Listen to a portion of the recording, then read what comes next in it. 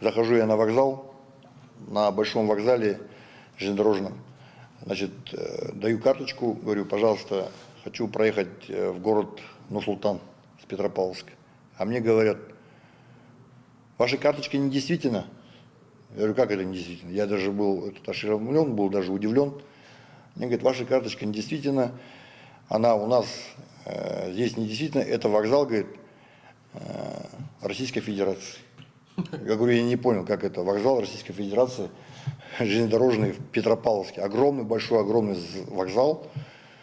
Я говорю, а этот, и говорит, у нас здесь время московское, еще так меня так, вообще это было ошарашено. Я говорю, как это время московское на территории Казахстана, такое разве бывает вообще?